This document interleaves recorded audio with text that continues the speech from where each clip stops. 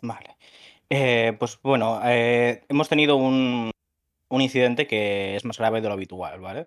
Y eso, digamos, ha sido la chispa que ha provocado la posibilidad de que ahora estemos hablando de que se podría dar una invasión del Líbano por parte de Israel. Las opciones que se están valorando son distintas y en principio deberíamos esperar algo limitado. Pero bueno, más allá de las posibles opciones, que podemos entrar después a ello, el hecho que ha hecho estallar esta crisis actual, ¿no? Empeorar la crisis. Estamos hablando de una guerra de desgaste que ya lleva durante unos 10 meses entre Hezbollah e Israel, en lo que es la parte norte del país, ¿no? Ha sido un ataque con cohetes que se estaba realizando esa mañana entre Hezbollah e Israel, el típico intercambio que llevamos viendo durante todo el año, aunque durante las últimas semanas hemos tenido una escalada en el sentido horizontal como vertical. Con esto me refiero a que ha habido una expansión del tipo, de la cantidad de objetivos y de la profundidad de los mismos geográficamente por parte de Hezbollah, en ese sentido de generar una creciente presión sobre Israel. Y una escalada vertical porque estamos hablando de que Hezbollah está llevando a cabo ataques con mayor sofisticación, con mayor carga explosiva y especialmente con nuevas capacidades, ¿no? Por ejemplo, la utilización de nuevos drones por parte de Hezbollah. En general, bueno, ahí ha surgido una disputa sobre lo que ha sido la explosión, ¿no? Que ha sido los Altos del Golán, dentro de ese tit for tat, ¿no? Ese enfrentamiento de artillería y de otro tipo de dispositivos. Ha sido un ataque que ha provocado la muerte de al menos, bueno, sí, la cifra ya es final en principio. Creo que los heridos no se espera que muera ninguno.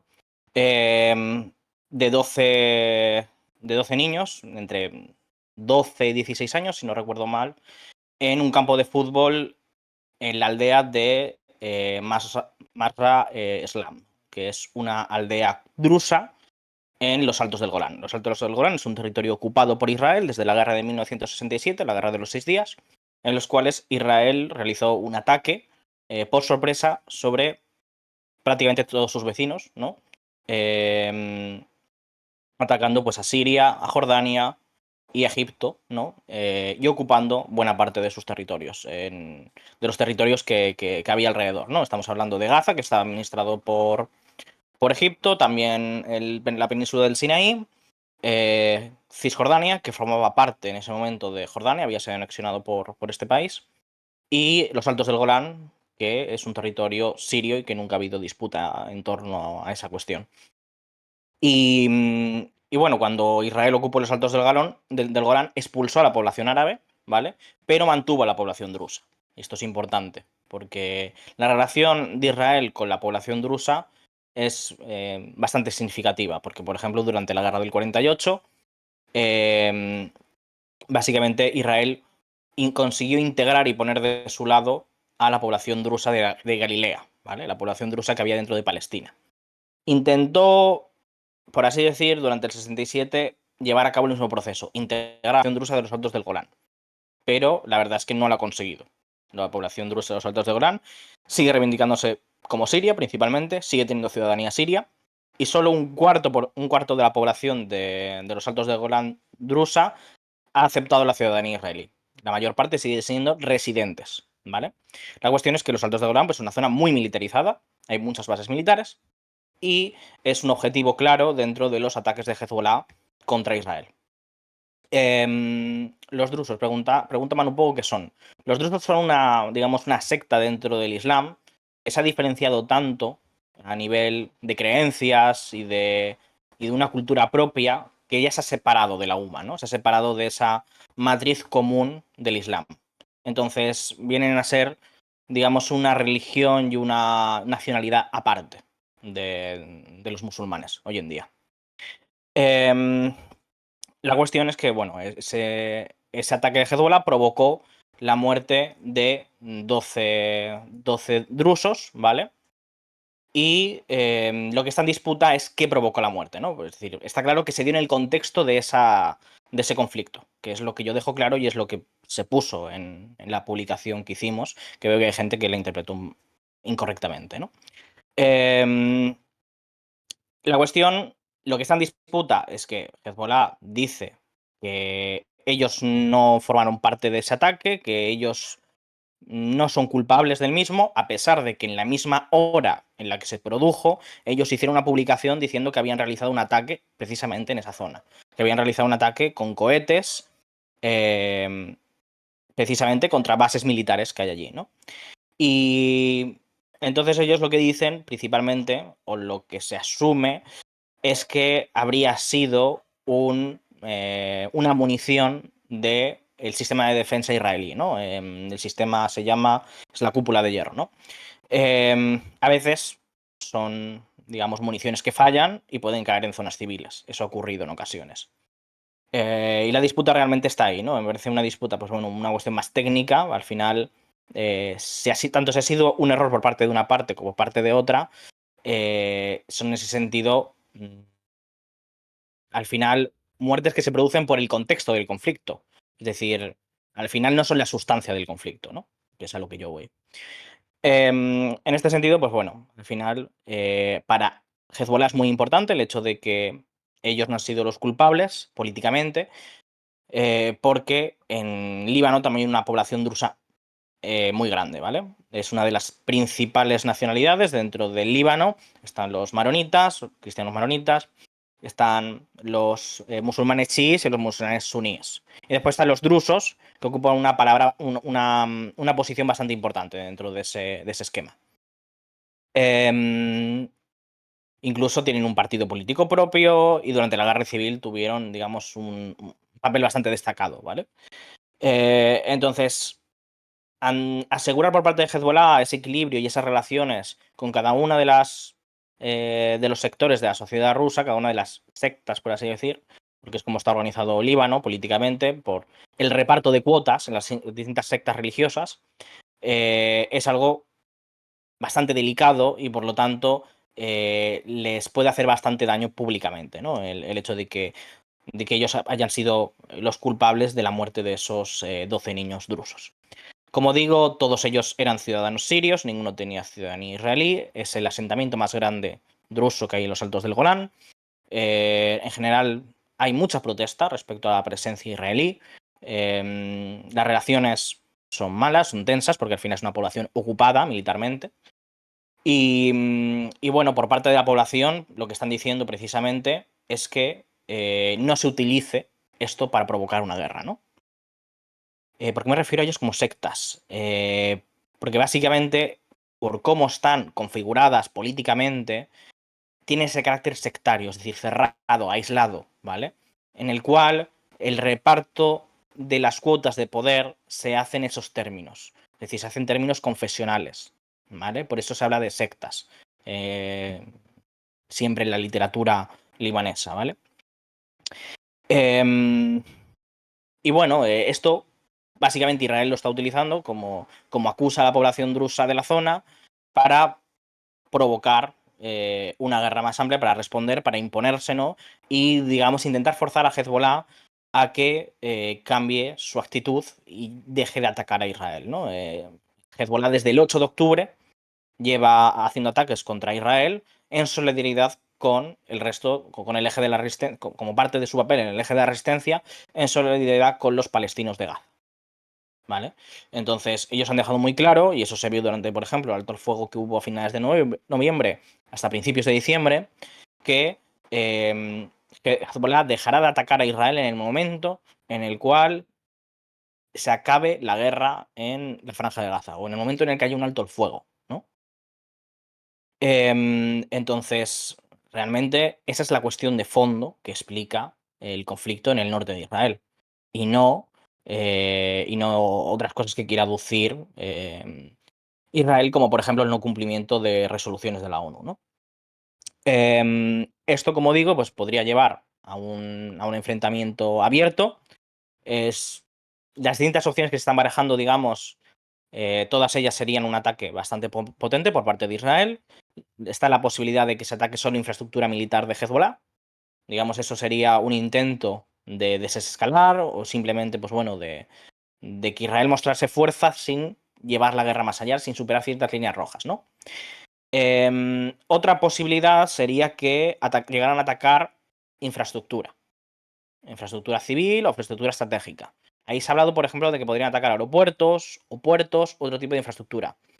Esto sí que, digamos, podría superar ciertas líneas rojas y podría provocar una respuesta de Hezbollah que llevara a cabo una escalada incontrolada que concluyera ya no en una guerra de desgaste como hemos tenido durante estos últimos 10 meses, sino una guerra abierta en el cual Israel se viera, digamos, compelido a realizar una invasión del Líbano, ¿no? Porque con lo que amenaza como respuesta a Hezbollah, si se superan ciertas líneas rojas, es con atacar Tel Aviv, evidentemente. Otra opción de la que se ha hablado es la posibilidad de que ataquen Beirut. Especialmente, digamos, los barrios de Hezbollah, como el barrio de Ajilla, que es de los suburbios más importantes de Beirut, controlados por la milicia libanesa, y, digamos, feudos históricos del Partido de Dios, ¿no? Entonces, si se atacara. Se ha atacado Dajilla durante esta escalada, pero han sido asesinatos selectivos, ¿vale?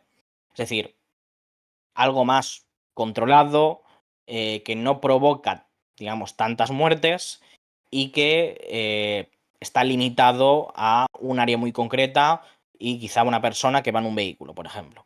Eso lo hemos visto durante este año para matar, por ejemplo, a un líder de Hamas muy importante. Y fue una de las mayores escaladas que hubo durante este periodo con Hezbollah. Y de hecho, se pensó, porque era una de las líneas rojas que imponía Hezbollah, que eso iba a provocar la guerra. Al final no se dio. Al final, digamos, la situación ha continuado, porque la realidad es que Hezbollah no quiere una guerra. Eso es lo que pasa. Si atacaran varios residenciales, ahí Hezbollah tendría muchísima más presión para responder con fuerza, porque si se ataca a la población civil, van a sentir una responsabilidad para protegerla, ¿no? Igual que Israel, que le ocurre a Israel, ¿no? Para responder con mucha más fuerza. Para demostrar realmente, ¿no? que defiende a su base política. Otra posibilidad también que se ha hablado y que, digamos, podría ser algo intermedio dentro de que Israel demostrase una posición de fuerza en la cual responde el traspaso de una línea roja traspasando otra línea roja, sería que hicieran una invasión limitada. Es decir, aquí de lo que se está hablando es de que Israel podría llevar a cabo incursiones dentro del territorio libanés, en la frontera, lo que es la zona del sur, al sur del río Litani, ¿no? Pero no buscaría ocupar el territorio, ¿vale? Solamente haría un ataque limitado en el cual entraría y saldría. Sería, digamos, algo más propagandístico en parte, donde quizá pues, se plantara la bandera israelí y una demostración de fuerza para dejar claro que Israel es la que manda, ¿no? Por así decirlo. Esto sería una escalada que sería más cuidadosa, podríamos decir, porque no implica atacar zonas residenciales, no implica atacar zonas civiles, y por lo tanto es algo más controlado y que posiblemente Hezbollah podría resolverlo haciendo una respuesta que no equivaldría a una guerra abierta, ¿no? Y de esa manera ambas partes podrían, digamos, aceptar la situación tal y como está, hacer un poco de aspavientos como siempre y seguir simplemente. Así las cosas. Esas diría que son las opciones que se presentan. Y en principio, si bien existe el peligro de un descontrol, hay gente dentro del propio gabinete de Netanyahu que quiere la guerra. Por ejemplo, Smotrich y Ben-Gvir han abogado abiertamente porque hay que arrasar y llevar a la edad de piedra al Líbano. También en este sentido han empujado la oposición. Tanto, por ejemplo, el líder de los demócratas, que es el partido de izquierdas, y también, por ejemplo, Benny Gantz, que es el principal líder de la oposición. Todos en ese sentido han empujado para que haya una guerra abierta y se arrase con el Líbano como se ha arrasado con Gaza, incluso, ¿no? Han hablado en estos términos. También el ministro de Defensa, que tiende a ser una persona muy halcón y que de hecho apostó el 11 de octubre, a principio de la guerra, por una invasión contra el Líbano, que también fue uno de esos momentos donde precisamente estuvo más en disputa la cuestión de si se iba a aceptar la situación en el norte de Israel como estaba o se iba a llevar a cabo una guerra abierta. y acaba apostando la posición de Netanyahu, que digamos que aunque sea un líder, pues bueno, que lo que hemos visto en Gaza, ¿no? Es un líder en términos de seguridad y en términos de entrar en conflictos bastante cuidadoso, podríamos decir. Se restringe bastante y tiende a evitar situaciones de escalada incontroladas, ¿no?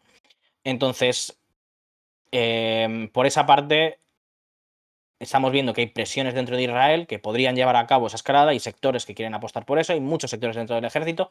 En el ejército, sobre todo, porque piensan que una guerra contra Hezbollah es una guerra que les puede redimir, que les puede dar otra vez esa aura de protectores de Israel. Al final, Israel es un ejército con un Estado, más que un Estado con un ejército. Y por lo tanto, como tal, el ejército ocupa esa posición central como institución de socialización y de nacionalización de la población israelí, ¿vale? Entonces, desde el 7 de octubre, el ejército, digamos que ha perdido parte de esa imagen y se ve, de cierto modo, compelido a recuperar esa posición y redimirse a través de una guerra que creen que es más sencilla, más ajustado a su rol que una guerra como la que se está desarrollando en Gaza, que ha presentado muchas dificultades y que ellos piensan, muchos en el ejército, que deberían de optar por un acuerdo de alto el fuego, pero que por cuestiones políticas, pues bueno, eso no se está llevando a cabo, ¿no? A ver, veo que hay alguna pregunta. ¿Qué opináis de la amenaza de Erdogan de atacar a Israel? ¿Creéis que hay una posibilidad real de que tal cosa ocurra o es palabrería? ¿Estaría el ejército turco dispuesto a tal cosa, dada su tradicional disociación con Erdogan? Pregunta Zarco. Yo no creo que Erdogan pretenda en ningún modo materializar esa amenaza.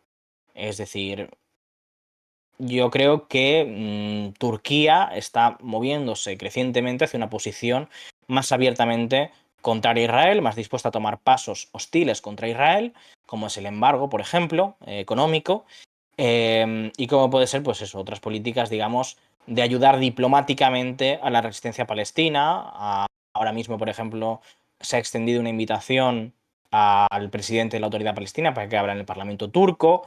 Quizá incluso podemos hablar de ayuda financiera o de ayuda militar en términos bastante ligeros, municiones, ciertos materiales. Yo creo que en ese sentido Erdogan, y además es algo que estamos viendo reflejado en las encuestas, con la subida bastante fuerte de un partido islamista, que de hecho en las elecciones municipales ya consiguió un resultado muy bueno, entrando por primera vez en la escena política turca y ahora mismo siendo el límite para entrar en el Parlamento turco muy alto, del 7%, ya está en las encuestas alrededor del 8%.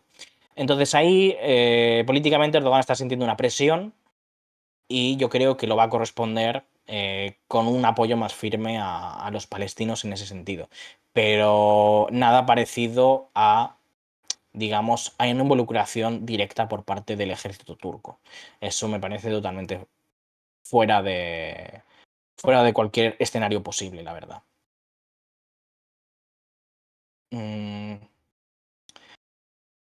¿Qué hay del acuerdo de paz? Pregunta Manu Pogo. La situación del acuerdo de paz está totalmente paralizada, especialmente después de la última ronda de negociaciones que se dio en Roma entre Egipto, Israel y Estados Unidos y Qatar, y que lo único que salió de ahí es que ahora mismo Israel está poniendo incluso más demandas sobre la mesa, ¿no? Está exigiendo quedarse con el corredor de Netzarim, con el corredor de Filadelfia, y básicamente no hay espacio para un acuerdo ahora mismo, especialmente después de lo que ha ocurrido en los Altos del Golán. Don Chucho pregunta que a quién enviaría las municiones Turquía. Yo creo que existe la posibilidad, digamos, de que poco a poco Turquía se vaya involucrando más en esos términos a través de servicio secreto, a través de medios de ese tipo, ya sea principalmente financieros, pero también creo que pueden ser ayuda material en algún momento. La última invasión salió medio mal en Gaza, no le va muy bien. ¿Qué pretende Israel con otra invasión? En principio, como digo, creo que no va a haber una invasión del Líbano, aunque no podríamos descartarlo. Estados Unidos han metido bastante presión para, digamos, que la respuesta de Israel sea moderada y permita un proceso de desescalada, ¿no? Yo creo que la situación a la que vamos a ir es hacia un nuevo punto de partida en el cual va a haber mayor posibilidad de una guerra.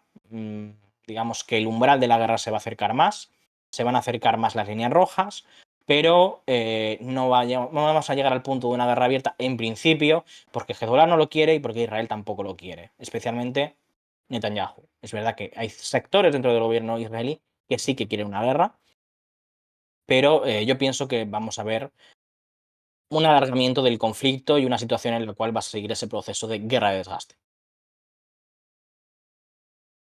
Tengo otra cuestión de comentar hoy importante sobre Israel, así que no sé si tenéis alguna pregunta más respecto a esto. Mm, Algo similar a la respuesta a Irán, pregunta Gustavos. Sí, sí, algo similar a eso. Es decir, una situación en la que ambas partes puedan reclamar que han ganado, que ambas partes han quedado satisfechas con la escalada militar y ambas partes pues, puedan reclamar en ese sentido victoria. Pero es una falsa calma, una falsa situación de satisfacción por ambas partes en la cual las tensiones van a continuar. Es decir, como digo, creo que simplemente se está moviendo el umbral un poco más arriba, lo que hace que vaya ampliándose el conflicto, empeorando la situación sin llegar al conflicto abierto. ¿Cómo se encuentran las relaciones entre Turquía e Irán? Pregunta Don Chucho. Podríamos decir que bastante buenas ahora mismo, pero no podría profundizar ahora mismo, no es lo que tengo más fresco. Con los enfrentamientos han evacuado estos meses a mucha gente en Israel de sus zonas. Si hay guerra con Líbano, ¿a qué poblaciones evacuarían y qué consecuencias económicas podrían tener? Pregunta Tobarix. Vale. A ver, la situación es que se ha evacuado el norte de Israel. Esto es algo que lleva ocurriendo desde principios de octubre, ¿vale? Desde que se inició la escalada. Esa evacuación ahora mismo no hay manera de que se repare. Es decir, ahora mismo Israel no se plantea que retornen y en cierto modo es la cuestión que más presión ejerce sobre la política israelí, porque el septiembre empieza el año escolar y hay un reclamo general de que pueda haber una vuelta a normalidad, pero la situación no es esa.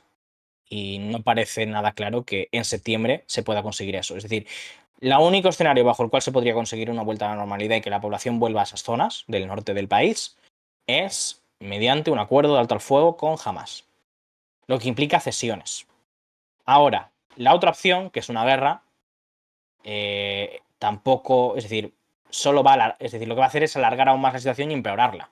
En cuanto al tema de la evacuación, se podrían evacuar más zonas del norte, pero es que en una guerra abierta con Hezbollah da igual la evacuación. Es decir, todo Israel va a estar bajo el fuego de Hezbollah. Todo. Especialmente Tel Aviv. Es decir, no, Israel es un país tan pequeño que no va a tener ningún sentido hablar de evacuación. Lo que va a tener sentido va a ser meter a la gente en los búnkeres. Y ya está. Por lo tanto, de hecho, de lo que se habla y de las preparaciones que está habiendo es de que va a hacer falta que va a haber un apagón general. Que va a haber un corte del suministro, por ejemplo, de electricidad generalizado dentro de Israel. Y que eso va a suponer, y en ese sentido Israel está muy poco preparado en términos de la población para una situación así. Es verdad que sí que tienen infraestructura, tienen mucha infraestructura, tienen muchos búnkeres. Y la población incluso va a tener que pasarse muchas veces, si hay una guerra abierta, días enteros dentro de los búnkeres. Pero bueno, es algo que, por ejemplo, los libaneses no van a contar con ello. Y bueno, dentro del Líbano había chanzas sobre esta cuestión. Las cosas se las toman con humor, dada la situación. Precisamente de que Israel amenaza, ¿no?, con apagar Líbano, ¿no? Que Líbano va a quedar totalmente a oscuras. Y Líbano lleva a oscuras desde 2019 prácticamente. Es decir, hoy en día el Estado ya no provee electricidad. Hace poco, quizá puede ser que aún 2 horas de electricidad al día, pero es que Líbano funciona por generadores privados. No, la cosa ya está en esa situación. Mm, Precisamente por el pequeño tamaño de Israel, puede querer aprovechar esta escalada para hacer incursiones en el sur del Líbano y crear una buffer zone, pregunta JC Carr.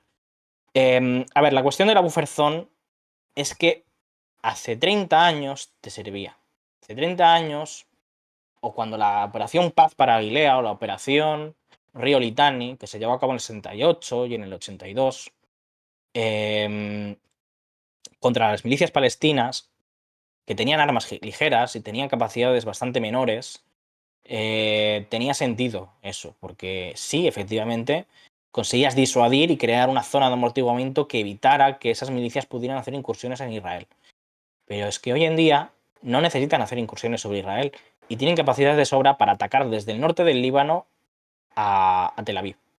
Por lo tanto, a no ser que ocupes todo el Líbano, es decir, a no ser que destruyas a Hezbollah y su infraestructura para seguir lanzando ataques, y esto estamos viendo en Gaza, las dificultades enormes que le están suponiendo a Israel, no hay manera de evitar que se te sigan lanzando cohetes y misiles. No hay manera. Es así de sencillo. Entonces, una buffer zone no arregla absolutamente nada. Es una idea que está totalmente anticuada, por decirlo de alguna manera. Sí, como dice Zombie, el Líbano es un estado fallido. Así es. Lo que sí que era interesante es que, por ejemplo, el ministro de Exteriores libanés, que si bien es un ministro en funciones, en Líbano como tal no hay gobierno, ni hay presidente, ni casi hay parlamento, la verdad. Como mucho queda un ejército. Pero decía en una entrevista a Sky News que todo el Líbano se pondría del lado de Hezbollah.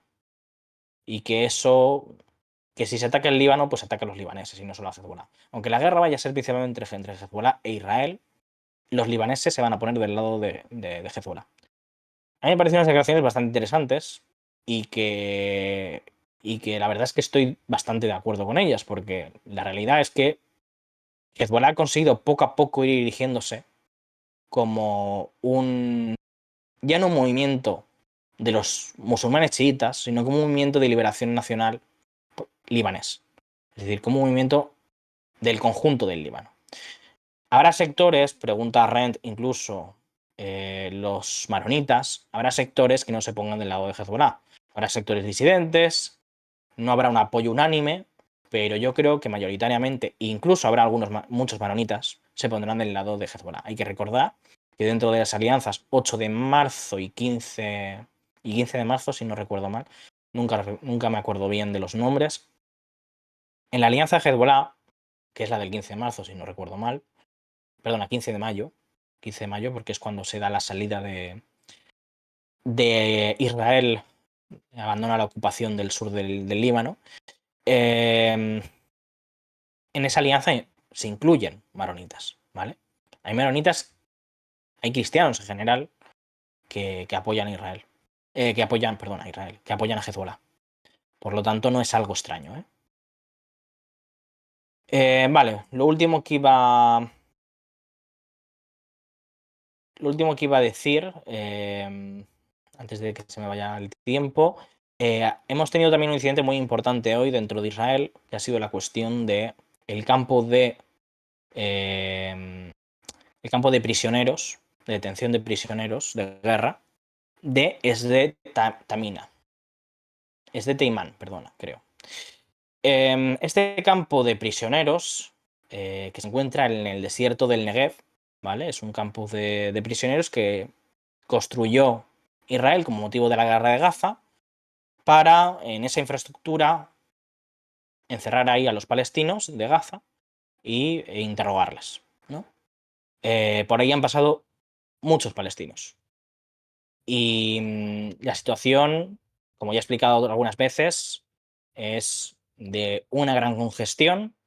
Hay un gran hacinamiento dentro de esa prisión y razón por la cual ya han tenido que liberar parte de los prisioneros en distintas ocasiones, lo que ha provocado tensiones dentro de Israel entre los sectores que digamos, son favorables a métodos más brutales, incluso se ha hablado de la pena de muerte, ¿no? Y aquellos sectores que digamos, son más pragmáticos, podríamos decir. Con pragmáticos me refiero, pues bueno, que tienen más consideraciones de la situación legal y de seguridad del conjunto de la prisión. A esto me refiero principalmente, pues bueno, los guardias de seguridad o funcionarios de ese tipo o los médicos que piensan que es de dudosa legalidad ciertas cosas que se hacen dentro de la prisión. O los guardias de seguridad que piensan que hay demasiado hacinamiento y que eso es peligroso y que es mejor liberar a algunos prisioneros, ¿no? La cuestión, esta semana, lo que ha ocurrido hoy, que ha provocado el conflicto, ha sido el tema de, cuando hablo de interrogatorios, los interrogatorios muchas veces y la mayoría de veces llevan torturas, en este caso evidentes, no es algo que no vaya a decir. Y, y bueno, lo que se ha, digamos, sacado a la luz ha sido eh, que ha salido en un debate parlamentario, es que dentro de las torturas que ejercían los guardias de seguridad, es algo que informó CNN hace un tiempo, pero también otros medios israelíes en el pasado, es que hubo violaciones, violaciones a prisioneros, violaciones con barras de metal eh, por parte de los soldados, y esta vez fue tan flagrante que llegó al Parlamento israelí y se debatió sobre si era legal o si era ético hacer ese tipo de torturas, ¿no? Eh, Había parte de los parlamentarios, especialmente los del gobierno, el Likud y el poder judío, los de Smotrich y Ben-Gvir, que defendían esas torturas abiertamente, porque decían, bueno, los llaman nugmas, son los combatientes de Hamas, y decían contra los nugmas todo es aceptable, no hay ninguna ética. Y bueno, ha habido mucho revuelo porque la policía militar, ¿no?, que se encarga de este tipo de investigaciones, ha ido a la base, al campo de prisioneros a detener a unos soldados para interrogarles, ¿no?, para cuestionarles sobre lo que se había hecho, para abrir una investigación, ¿no? Y eso ha provocado todo un revuelo dentro de Israel, porque los soldados se han atrincherado, amenazando con que van a dejar de hacer guardias. 10 de ellos, como digo, se han encerrado incluso en una parte de la prisión y se han negado a entregarse. Perdona. Y incluso, pues bueno, ha habido parlamentarios junto con manifestantes, ¿no?, y partidarios del poder judío, etcétera, que fueron a la prisión a defender a los soldados y a generar bastante revuelo, ¿no? Sí, se amotinaron como tal. Y bueno, se creó todo un escándalo, la policía tuvo que dispersar a la gente, hubo enfrentamientos, al final consiguieron llevarse a los soldados, ha habido toda una serie de declaraciones por parte de políticos, incluso de ministros del gobierno, como digo, diciendo que defendiendo a los soldados, a los violadores, básicamente, y se los llevaron a una base militar, a la base militar eh, de Beit Lit, ¿vale? Y en la base militar también se ha liado, otra vez. Estaban en el centro de detención los soldados por abusar sexualmente a los prisioneros palestinos, y ha llegado una multitud de israelíes a intentar sacarlos por la fuerza, ¿no? Y ha habido enfrentamientos abiertos con los soldados, con parte de la seguridad de la base militar, y ha habido bastante embrollo, y lo que muestra, digamos, la situación interna en Israel, que es bastante delicada, ¿vale? Dentro de Israel, digamos que estamos viviendo en parte una descomposición social. Hay un proceso en el cual crecientemente está más en duda el proyecto del Estado de Israel, realmente. Y esa es la situación ahora mismo con la cuestión de los prisioneros, hasta a ver cómo termina, si provoca una situación mayor, pero bueno, igualmente, es decir, estamos hablando de que la mayor parte de esas investigaciones no llegan a ningún lado. Apenas normalmente les imponen algún castigo a nivel más simbólico, de quitarles el mando o algún castigo dentro de la estructura militar, pero normalmente no es cárcel ni nada parecido, ¿vale? La mayoría se libran de ese tipo de penas, la verdad. Entonces, realmente incluso algo que es principalmente simbólico, aquí lo que están reivindicando estos no es solamente una cuestión de posible inocencia, es decir, es que de hecho están reclamando que ese tipo de actos de tortura se tienen que llevar a cabo y que son aceptables, ¿no? Por parte de los soldados israelíes. Entonces es ahí donde está el terreno del debate y eso en sí mismo yo creo que es bastante significativo y una muestra de la situación en la que se encuentra el Estado de Israel.